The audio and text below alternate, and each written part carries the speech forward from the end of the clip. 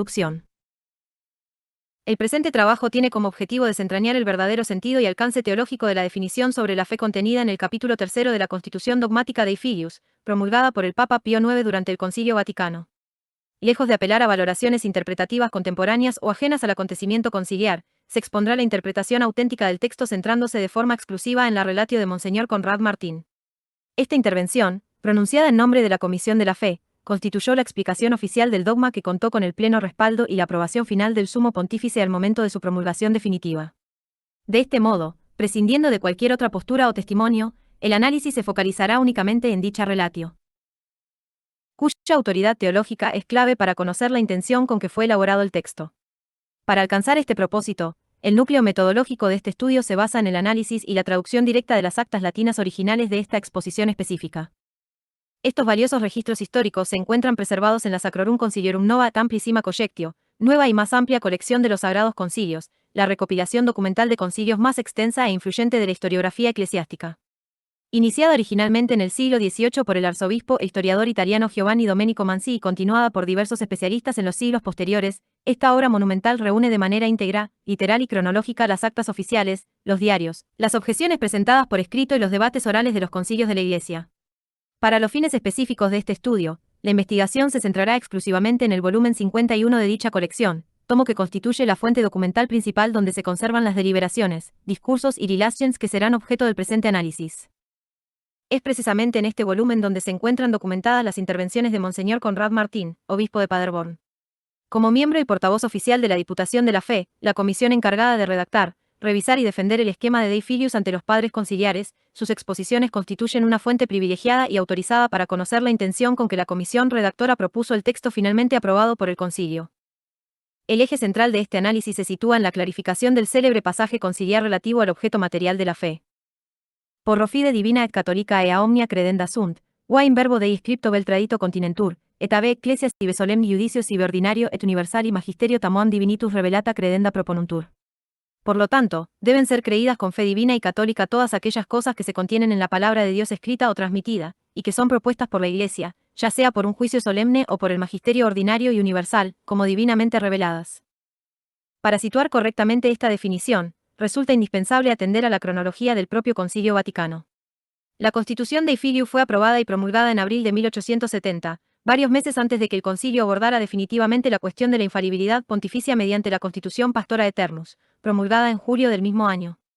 En consecuencia, constituye un anacronismo histórico interpretar este pasaje como una referencia al magisterio ordinario auténtico del Romano Pontífice.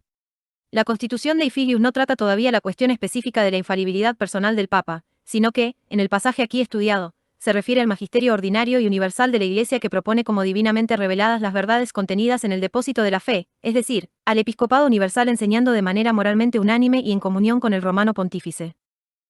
Bajo esta premisa, el presente estudio pondrá especial énfasis en una distinción que los propios debates conciliares consideraron necesario precisar: no debe confundirse la actividad ordinaria de la Iglesia con el ejercicio de su magisterio ordinario y universal de carácter infalible. Para que una enseñanza transmitida por la Iglesia dispersa por el mundo requiera el asentimiento de fe divina y católica, no basta con que sea ampliamente predicada o enseñada, es indispensable que el episcopado universal, en comunión con el Romano Pontífice, la proponga de manera moralmente unánime y definitiva como una verdad formalmente revelada por Dios. Quedan, por consiguiente, excluidos de esta infalibilidad los sermones particulares de sacerdotes u obispos, las opiniones teológicas privadas y todas aquellas disposiciones de carácter disciplinar, administrativo o pastoral que, por su propia naturaleza jurídica, son reformables y susceptibles de modificación con el paso del tiempo. Entre ellas pueden mencionarse, por ejemplo, las normas relativas al ayuno eclesiástico, las regulaciones concernientes a la organización interna de las curias o determinadas directrices pastorales de carácter circunstancial.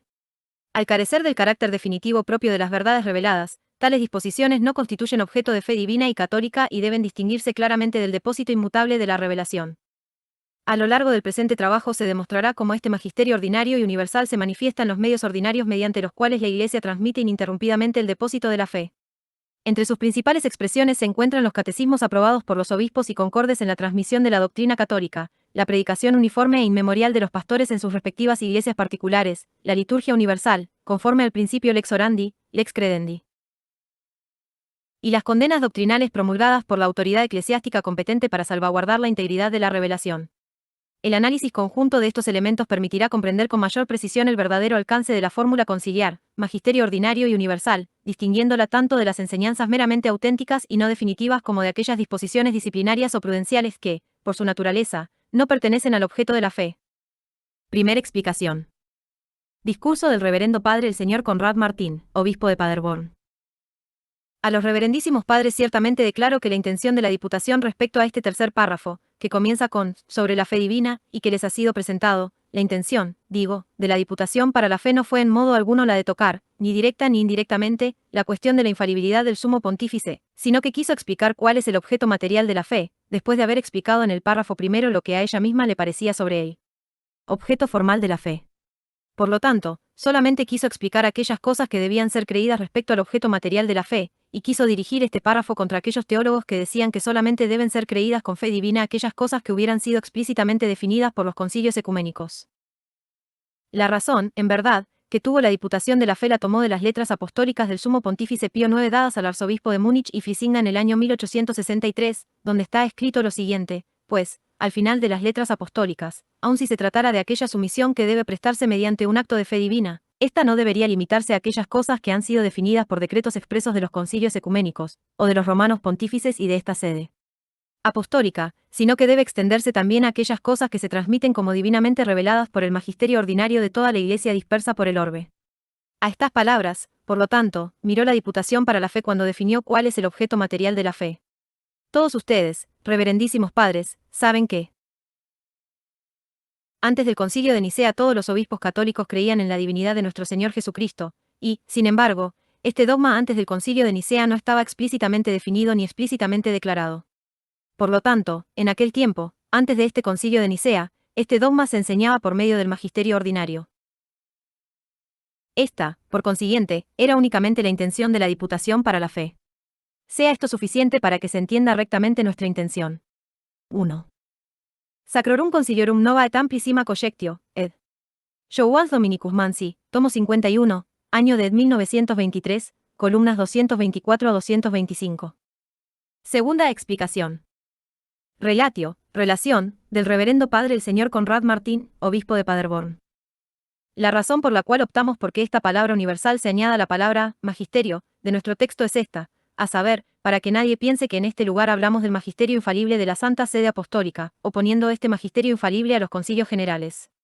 Pues recientemente tuve el honor de declararles desde este lugar que de ninguna manera fue intención de la Diputación tocar, ni directa ni indirectamente, esta cuestión de la infalibilidad del Sumo Pontífice, y, por lo tanto, esta palabra universal significa casi lo mismo que aquella palabra que el Santísimo Padre utilizó en sus letras apostólicas, a saber, el magisterio de toda la Iglesia dispersa por el orbe. Por lo tanto, para remover esta interpretación errónea, consideramos oportuno que de aquella enmienda 50 se tomara la palabra universal y se insertara en nuestro texto. Y este es, ciertamente, el primer remedio que quisimos aplicar a este lugar, y luego, que las palabras de nuestro Santísimo Padre, tomadas de las letras apostólicas dadas al arzobispo de Múnich en el año 1863, a saber, como divinamente reveladas, se inserten después de la palabra magisterio. Así pues, tal frase sonaría ahora de este modo, por lo tanto, deben ser creídas con fe divina y católica todas aquellas cosas que se contienen en la palabra de Dios escrita o transmitida, y que son propuestas por la Iglesia, ya sea por un juicio solemne o por el magisterio ordinario y universal, como divinamente reveladas. Con esta modificación, o más bien adición de dos partes, a saber, la palabra universal y estas palabras que usó el Santísimo Padre, en primer lugar se satisface el deseo de varios reverendísimos padres que hablaron sobre este lugar, a saber, que las opiniones de las escuelas teológicas, que se enseñan en las escuelas católicas, aun si son ciertas, no se introduzcan en la doctrina de la fe, pues si se dice que la Iglesia enseña algo como divinamente revelado, no es posible que se trate solamente de opiniones de escuela. 2. En segundo lugar, con esta modificación se determina con mayor precisión todo el objeto material de la fe divina y se sale al encuentro de los errores de la época. Pues para excluir estos errores, no se pudo omitir sin más todo el párrafo, como quisieron algunos reverendísimos padres. Sacrorum Conciliorum Nova et Amplissima Conjectio, ed. Johannes Dominicus Mansi, tomo 51, año de 1923, columnas 322 a 323. El objeto formal y material de la fe en la Constitución Dei Filius. Para comprender el alcance del debate conciliar en torno al magisterio ordinario y universal, resulta esclarecedora la explicación de Monseñor Conrad Martín, obispo de Paderborn y portavoz de la Diputación de la Fe. En su alocución oficial, Mansi volumen 51, Col 224 a 226, el prelado precisó que el capítulo tercero de la Constitución dogmática Dei Filius estructura sobre la distinción teológica clásica entre el objeto formal y el objeto material de la fe. Por un lado, el documento establece en su primer párrafo el objeto formal, es decir, el motivo o la razón última por la cual el creyente presta su asentimiento. La Constitución aclara que éste no se fundamenta en la evidencia empírica o racional de las verdades, la luz natural de la razón, sino en la autoridad de Dios mismo que se revela, propter auctoritatem ipsius Dei revelantis, quien, por su propia naturaleza, es incapaz de engañarse o inducir a error. Por otro lado, la intervención de Monseñor Martín clarifica que el tercer párrafo del capítulo delimita con precisión el objeto material, esto es, el contenido o conjunto de verdades explícitas que el fiel debe creer con fe divina y católica.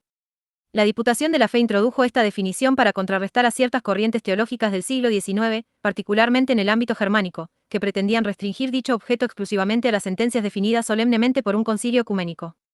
Al amparo de la Carta Tuas Libenter, 1863, de Pío IX, Monseñor Martín recalcó que el objeto material es más amplio, abarca tanto lo definido solemnemente como aquello que la Iglesia dispersa transmite de forma constante como divinamente revelado a través de su magisterio ordinario.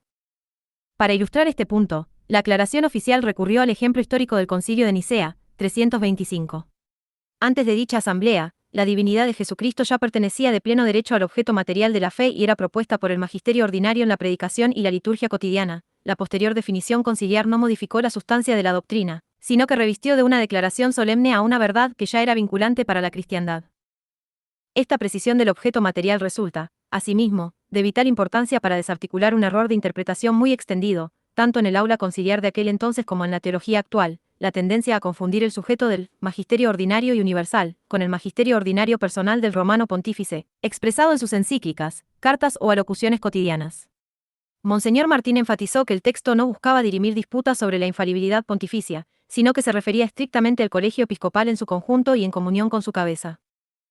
Atendiendo a la cronología del concilio, Dei Filius se aprobó en abril de 1870, meses antes de que la Constitución Pastora Aeternus, julio de 1870, abordara formalmente las prerrogativas papales. En medio de las agudas tensiones entre las facciones, infalibilistas y antiinfalibilistas, quienes miraban con recelo cualquier fórmula ambigua, el portavoz de la comisión garantizó que este párrafo no constituía una definición velada de la infalibilidad del Papa a solas, sino una ratificación de la infalibilidad de la Iglesia Universal cuando transmite unánimemente el depósito de la fe. 2. Nota explicativa. El concepto de opiniones de escuela en el debate conciliar.